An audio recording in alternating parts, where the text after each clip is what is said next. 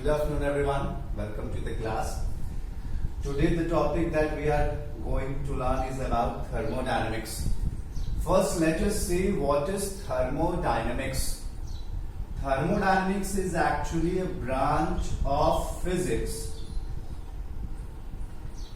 It is the branch of physics that deals with the heat or other energies transferred between the system and the surroundings. Transferred between the system and the surroundings. So what is basically thermodynamics is? Thermodynamics is a branch of physics that deals with the heat or other forms of energies that is exchanged between a system on the surroundings. Now here two words has came, system and surroundings. Let us see what does these two words mean, system and surroundings.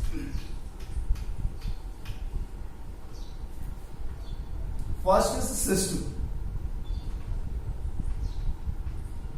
Actually any body that we observe or we see or we study, that body is called system. Suppose there is a balloon, it is filled with air. There is a balloon, it is filled with air, and we are just observing the expansion of the air. That means this air in the balloon will be considered as system. If we are observing the expansion or anything change in the air in the balloon, that is called the system. Rest everything apart from this is called surroundings. Rest everything apart from this is called surroundings. And both of them makes the universe. So basically what a system is, what a system is, the body that we observe, the study, the heat change, the temperature, the work done, pressure, volume, etc. Anything which we observe on that body is called system. Rest everything is called surroundings, and both the system and the surroundings are together known as universe. Together they are known as universe. Coming to the topic system. See, there are how many types of system? How many types of system can be possible? Have a look.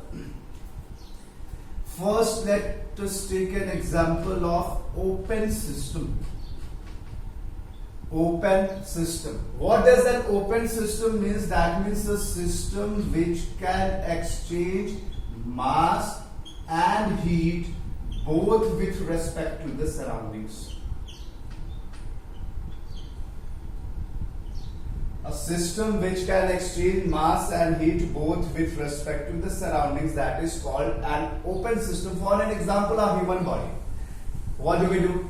The heat is exchanged from the surroundings to the body. The mass in the form of excreta or anything in the form of sweat, that is exchanged between the system and the surrounding. So our human body is an example of an open system.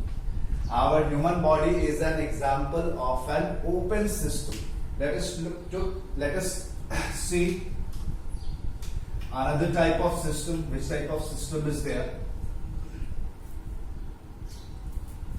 Number 2 is closed system.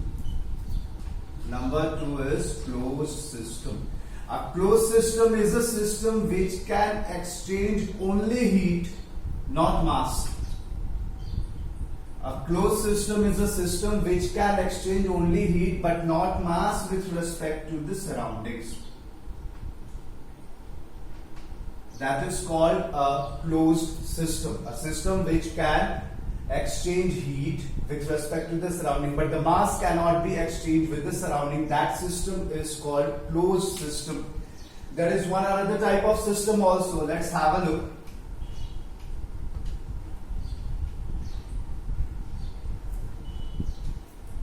The third one is called isolated system. The third one is called isolated system. What is isolated system? In this, the system will not exchange heat nor mass with respect to the surroundings. Not heat nor mass. That means anything will not be exchanged with respect to the surroundings from the system. That type of system is called isolated system. For an example, suppose a hot tea is filled in the thermal flask and it is just covered with a tight lid. That means not the temperature, nor the heat, nor mass can be exchanged between the system and surroundings. That is called an isolated system. That is called an isolated system. Now, before going to the first law of thermodynamics, let us see some terms. Let us learn some terms that will be familiar to you when we study about first law of thermodynamics. One is heat, represented by Q. What is heat? Heat is a form of energy. It is just a form of energy which can flow by the virtue of temperature difference. Which can flow by the virtue of temperature difference. So heat is a form of energy which can flow by the virtue of temperature difference. That means generally it flows from high temperature to low temperature. It is a form of energy that flows from high temperature part to the low temperature part, and there are many modes of transfer of heat that is discussed in thermal properties of matter. Since we are discussing thermodynamics, we will just have a brief description of heat, and its SI unit will be, since it is a form of energy, then its SI unit will be Joule. Since it is a form of energy, therefore its SI unit will be Joule. Next term is, have a look.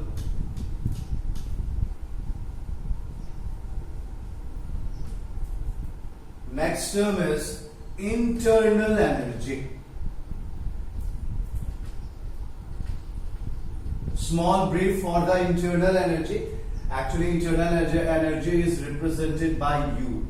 What is internal energy? See, in the thermodynamics, the system we deal, that is generally it contains a fluid, a liquid or the gas. So the molecules of the fluid possess different types of energy such as kinetic, potential, vibrational, rotational, etc. These are the generally types of energy that is possessed by the molecules of the fluid or molecules of the gas. Collectively, all these energies are called internal energy of the system. Collectively, all these energy, because for in the thermodynamics we just have to see whether the energy is decreasing, increasing. So collectively all these energies are known as internal energy of the system. Internal energy of the system. Now there is one point. Internal energy is a state function, or sometimes in some books it is also mentioned as point function. We will look into it, what is state function or what is point function. Then we will move to the first law of thermodynamics. Just have a look.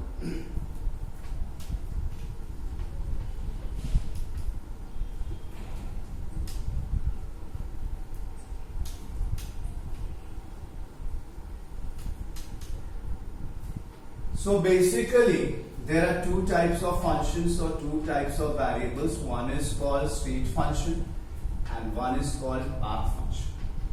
In some books you will also find it as written as state variable or path variable. State variable or path variable. State function is also known as point function and path function is called path variable. Nothing else. Okay, what is state function? That means the physical quantities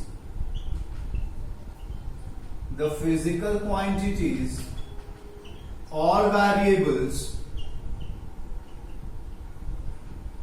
that are independent of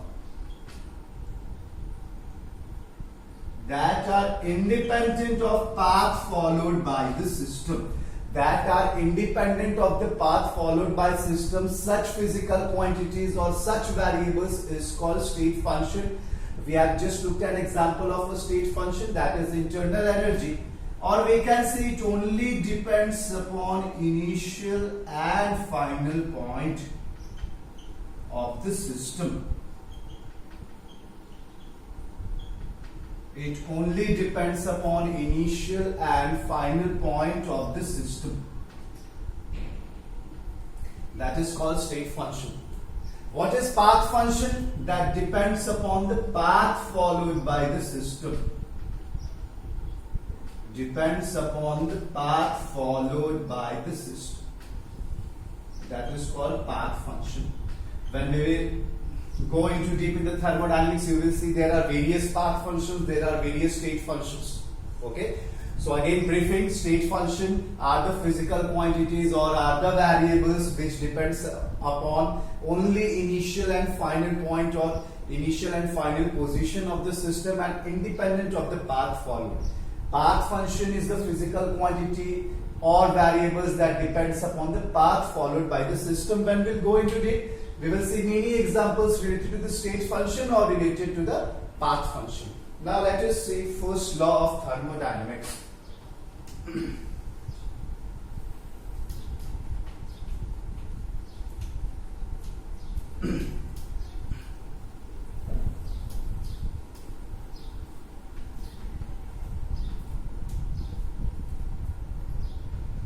First law of thermodynamics. Actually, there is a small law before this also, that is called zeroth law. We will have a discussion it later on. First, let us see first law of thermodynamics.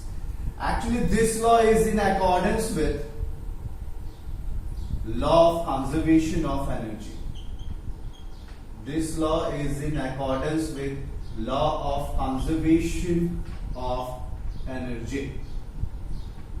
What was law of conservation of energy? If you remember, energy can neither be created nor be destroyed, but can be transferred from one form to another. So this is only the first law of thermodynamics. Suppose this is any system. If Q amount of heat is supplied to it, then a part of it increases the internal energy of the system and the rest do work. That is in accordance with the law of conservation of energy. That heat is supplied, that is used to increase the internal energy and the rest do work either by the system or either on the system. So we can write Q is equals to U plus W. If there are the changes, so we can write delta Q is equals to delta U plus delta W. This is the expression for first law of thermodynamics. This is the expression for first law of thermodynamics. If you remember, just a few minutes before I told you that generally the system we study in the thermodynamics consists of fluid particles, mainly gas. Okay. So what is the work done when it is related to gas? See, what is the general formula for the work done? Force into displacement.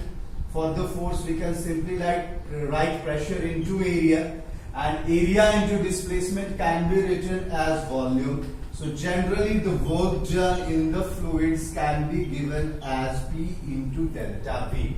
So this is also a general expression for first law of thermodynamics. This is also a general expression for first law of thermodynamics. Delta Q is equals to delta U plus P delta V. We shall study some thermodynamics process and let us see how this equation or how this work done is used for finding the expression for work done in that respective process. Have a look.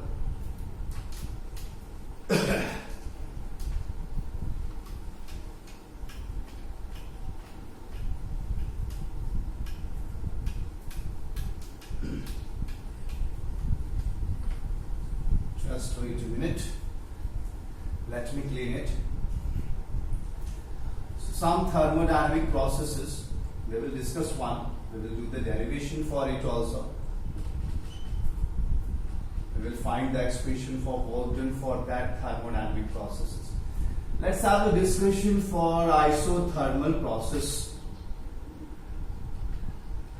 Isothermal process, a process of the thermodynamics. Actually, isothermal process is a process in which the temperature of the system remains constant.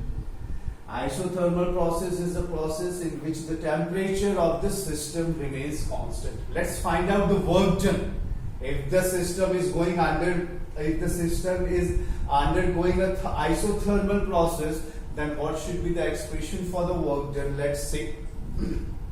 Okay, what was the expression for the work done? Delta U is equals to P delta V.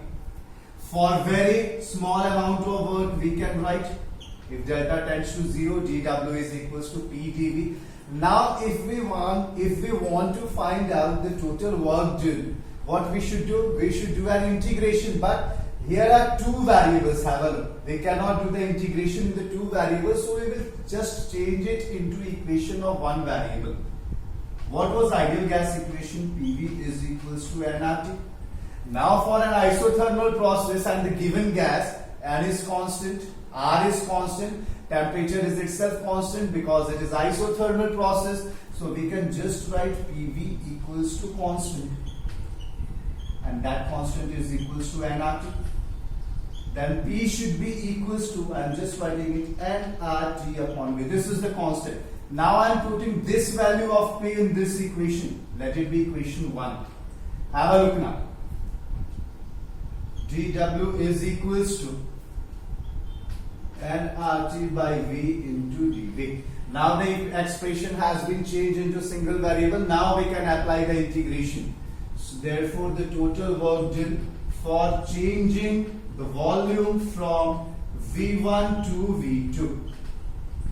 From V1 to V2. Sorry. The total work done for initial volume V1 and final volume V2. Okay. Integration of dW is dW, and RT is always constant. Have a look.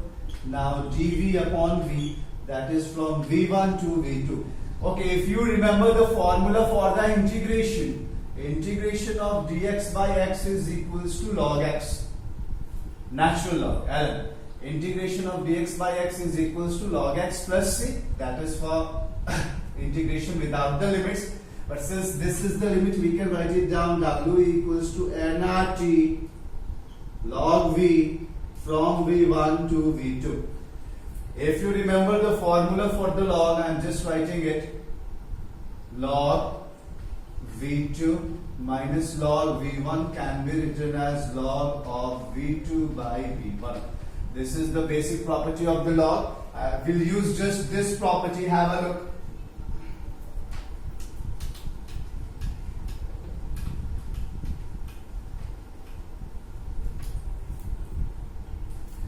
W equals to nRT log of V2 minus log of V1. If you know the basic of integration, that means upper limit minus lower limit. Now we can use that property. Have a look at it here. Log V2 minus log V1 can be written as log of V2 by V1.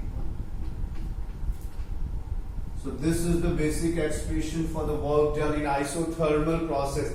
In the terms of pressure, we can write nRT log of P1 by P2. As you remember, pressure is inversely proportional to the volume. So here V2 by V1 here in terms of P1 and P2. So these are the expressions for the work done in isothermal process in the terms of volume, in the terms of pressure. Temperature is remaining constant here.